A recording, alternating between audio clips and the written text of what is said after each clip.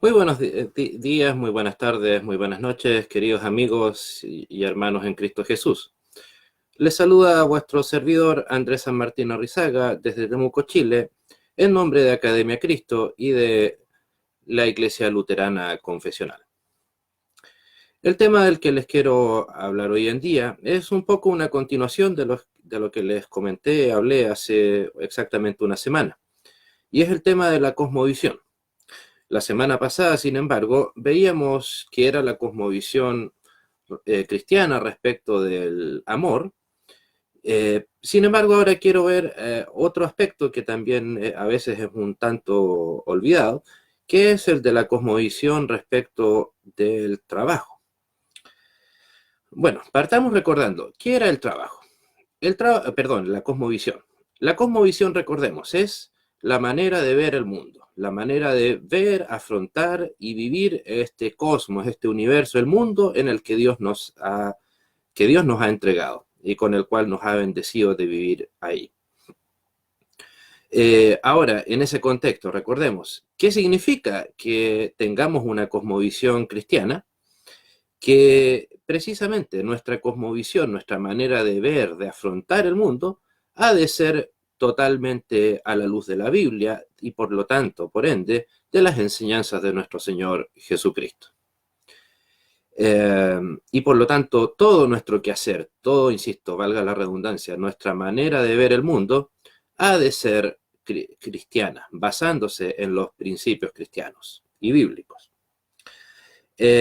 Por lo tanto, en este trabajo, en este punto, ¿qué nos tiene que decir la Biblia sobre el trabajo? Nuestra manera de ver el mundo sobre el trabajo.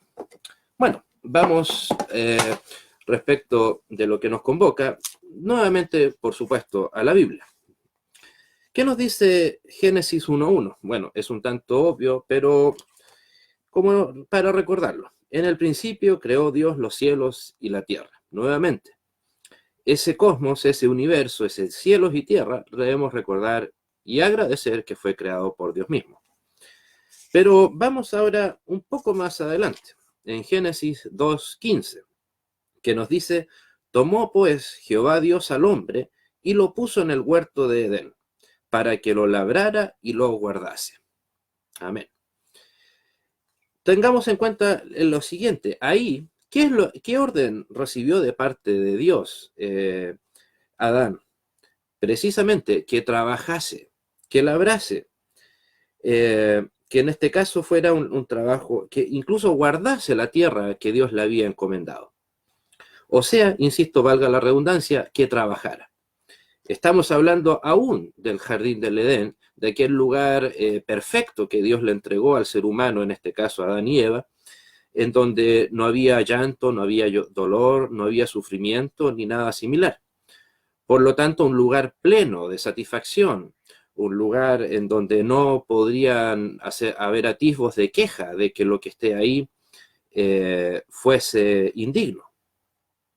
Por lo tanto, no debe verse el trabajo, en este caso, como una imposición arbitraria de parte de un Dios celoso, un Dios exigente, sino al contrario, un medio de bendición para el ser humano. Incluso o por supuesto, hasta el día de hoy, hasta el día en que nuestro Señor nos llame. Eh, ¿Por qué? ¿Por qué tanta importancia le doy en este caso al tema del trabajo? Porque el ser humano tiene la costumbre, lamentablemente, de ver el trabajo más como una carga, como una, y por qué no decirlo, una maldición, un castigo en el caso de algunos creyentes, lamentablemente, principalmente encabezados por la Iglesia Católica Romana, ver el trabajo como un castigo de Dios por el pecado.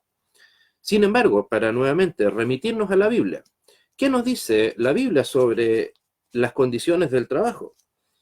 En Génesis capítulo 3, versículos 17, 18 y 19 nos dice, eh, por cuanto obedeciste a la voz de tu mujer y comiste del árbol que te mandé diciendo, no comerás de él, maldita será la tierra por tu causa. Eh, no, con dolor comerás de ella todos los días de tu vida. espinas y cardos te producirá, y comerás hierba del campo. En el sudor de tu rostro comerás el pan hasta que vuelvas a la tierra, porque de ella fuiste tomado, pues polvo eres, y polvo serás tornado. ¿Cuál es el punto aquí?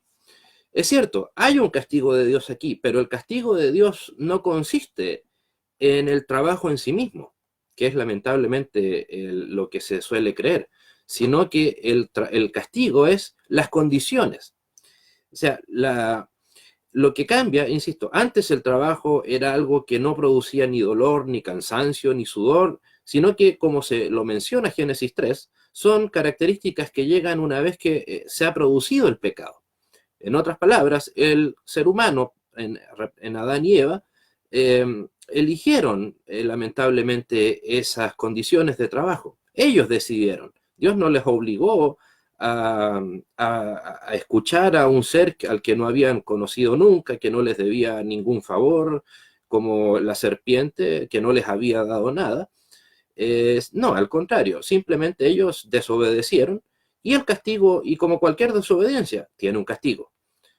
No estamos, por lo tanto, hablando de un Dios arbitrario, en donde que simplemente, o caprichoso, que desea tener siervos fieles castigados de alguna manera, sino que precisamente ahí es donde entra nuevamente eh, la palabra cosmovisión para nosotros, cosmovisión cristiana respecto del trabajo.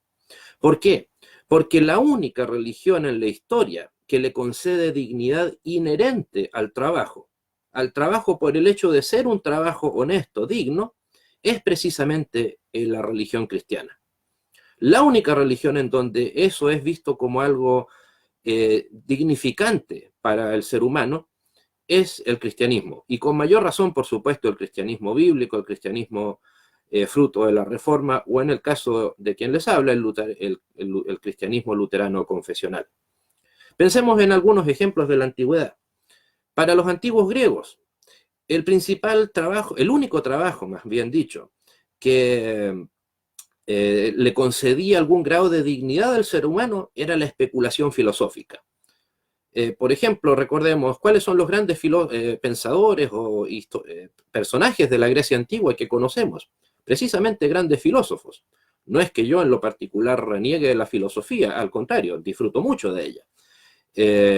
Pero por supuesto, a diferencia de los griegos, no voy a considerar que el trabajo no intelectual, llamémoslo así, no tenga dignidad, cosa que para los griegos sí. Para los griegos, ahí sí, lamentablemente, según el pensamiento de ellos, los dioses griegos crearon el hombre para el trabajo no como una bendición, sino simplemente como una mera manera de subsistencia, no como algo que le diera, insisto, como el cristianismo, dignidad inherente por sí sola al ser humano. En el caso de los romanos, el famoso Imperio Romano, desde el año 713 a.C. hasta el 450 aproximadamente después de Cristo, más de 1000 años, ¿qué enseñó el Imperio Romano y sus religiones, su politeísmo?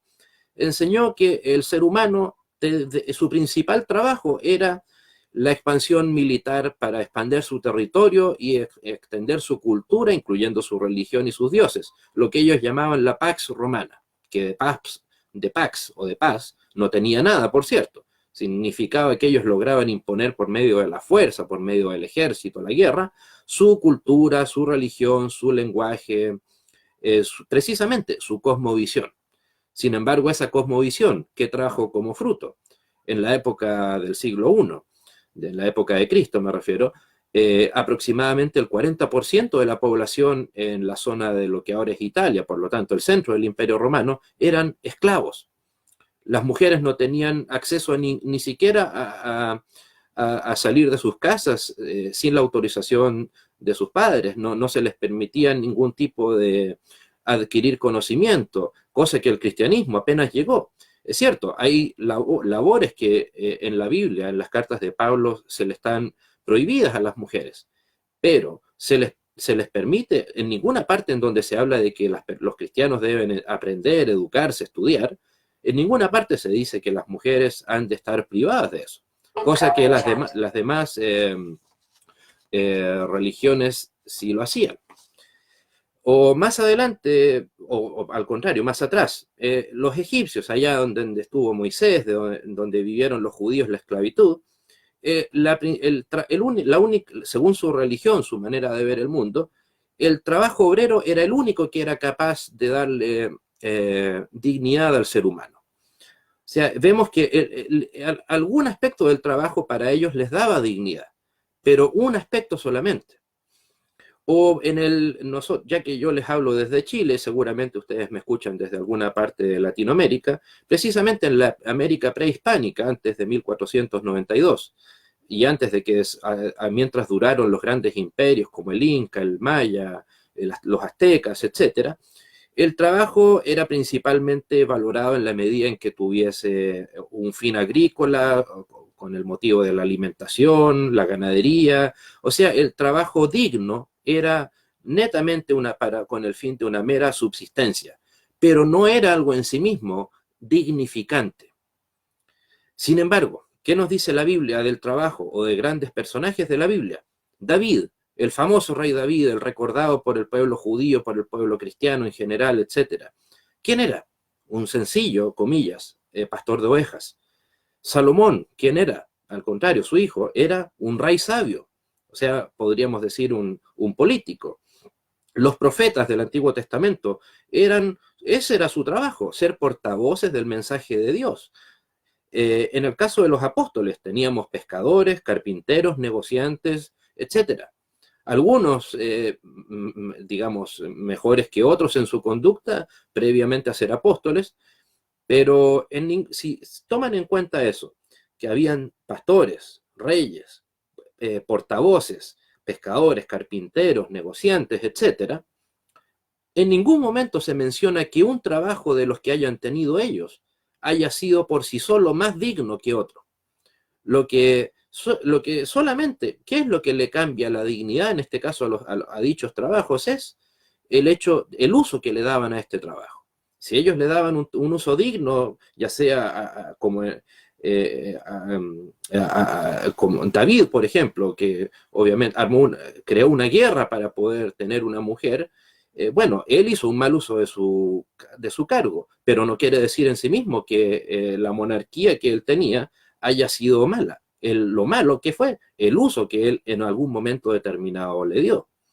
Y bien sabemos que si bien fue perdonado por Dios, pero tuvo que pagar el castigo por su pecado, que fue precisamente no cumplir el gran anhelo que él tenía, que era regalarle el templo a Dios como su gran ofrenda, su gran legado para el pueblo judío.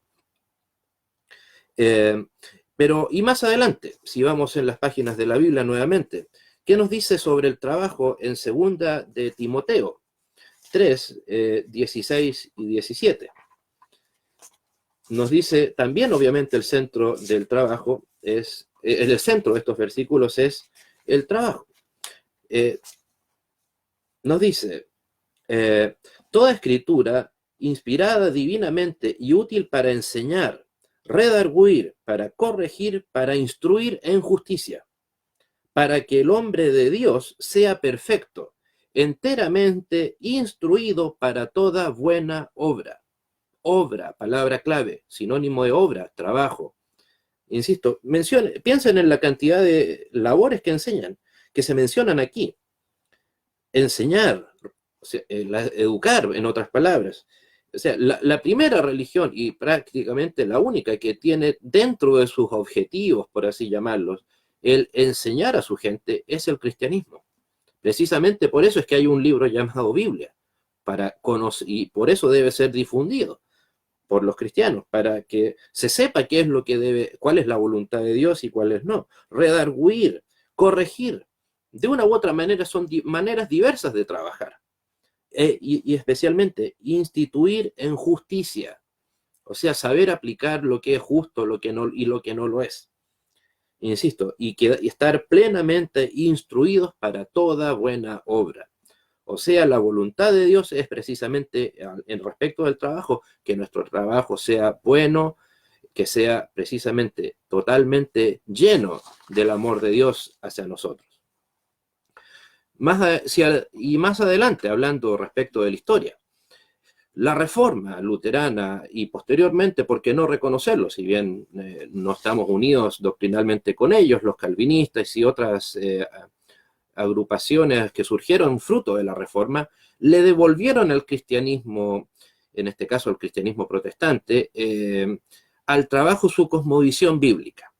A diferencia de lo que lamentablemente hizo la Iglesia Católica Romana durante prácticamente 1000 años, que fue, además de esconder la Biblia, fue precisamente quitarle dignidad al trabajo y lamentablemente volver a la cosmovisión griega del trabajo, que era que el trabajo era un castigo de Dios por el pecado. Cosa que, insisto, basta con leer 2 versículos bíblicos para saber que así no lo es, lo que les mencionaba al principio de esta breve charla.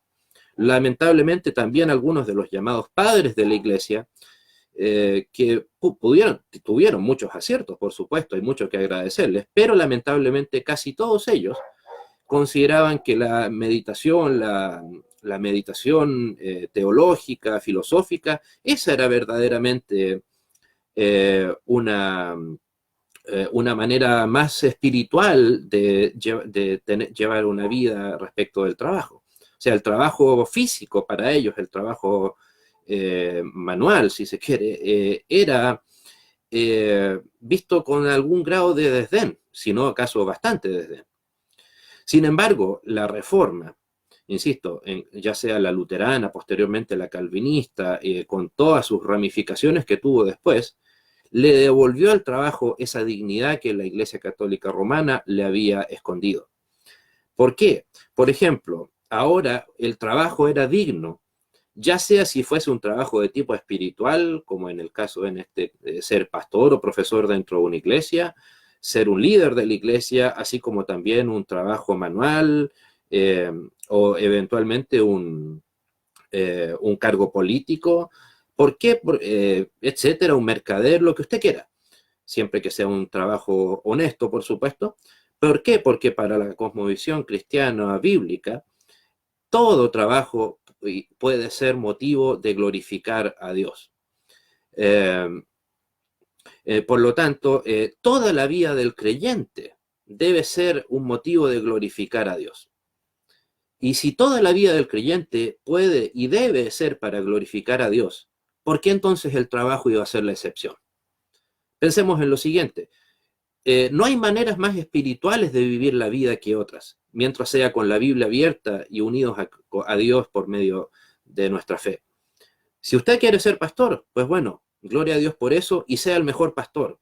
Si quiere ser predicador en su iglesia, sea el mejor predicador, el mejor preparado, el que más estudia sus versículos bíblicos previamente a predicarlos, el que más se dedique a dicho trabajo. ¿Usted quiere ser profesor en el ámbito secular, como es mi caso? Pues bueno, mérese, prepárese, sea el mejor profesor y glorifique a Dios en su trabajo secular. ¿Quiere trabajar con sus manos, ser un agricultor, etcétera? Pues bueno, sea el mejor agricultor, el que más se dedique a su tierra, el que más sea digno de sana envidia por parte de sus colegas por ser el más dedicado a su trabajo. ¿Y por qué no? ¿Quiere ser político? Pues bueno, no sea, por supuesto, no va a hacer ninguna de las tareas anteriores, no va a ser pastor, no va a ser eventualmente profesor, agricultor, etcétera. Pero entonces, si quiere ser político, dedicarse al mundo de la política, como lo fueron muchos personajes bíblicos, pues bueno, entonces sea el mejor político de todos, sea el más dedicado a su pueblo que lo elige, sea el más sabio. Precisamente, en buena medida, ¿qué instrumento humano utilizó Dios, para que Martín Lutero tuviese éxito y no fuese asesinado en 1520 o 1521 de vuelta de la dieta de Worms? Precisamente un político, Friedrich der Sachsen, Federico de Sajonia, más conocido como Federico el Sabio. O sea, Dios utilizó a un político para que la labor de Lutero no muriera cuando estaba comenzando. Y gracias a Dios, insisto, de una u otra manera podemos decir que indirectamente estamos, gracias a que Dios permitió dicha salvación física de parte de Lutero, porque utilizó, insisto, a un político. Insisto, por lo tanto, usted es cristiano y tiene la inquietud del anhelo de servir a Dios, por medio de la labor de algún cargo político, pues insisto, ahora que está de moda lamentablemente escuchar de la corrupción, de la violencia, de políticos ladrones, etcétera, pues bueno, usted sea un cristiano político y sea el mejor que se vea en usted que es cristiano, que no haya corrupción en usted, que no haya duda de su integridad como político. ¿Por qué? Insisto, porque usted como cristiano, yo como cristiano, podemos glorificar a Dios en nuestras vidas, en cualquier ámbito en el que nosotros nos desenvolvamos. La historia del mundo occidental nos muestra precisamente que los países que parcial o totalmente adoptaron los principios bíblicos respecto del trabajo, de la cosmovisión sobre el trabajo, tuvieron éxito y una ética y una moral mucho más superior a la de los países que no la adoptaron. Ejemplo, para nuestra gran desgracia, ¿no?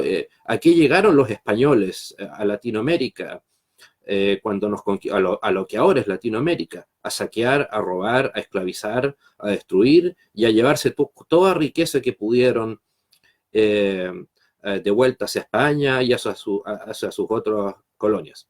¿Qué dejaron a cambio de eso? Tal vez algunas cosas que con el tiempo se fueron mejorando eventualmente, pero nada comparado con todo lo que destruyeron.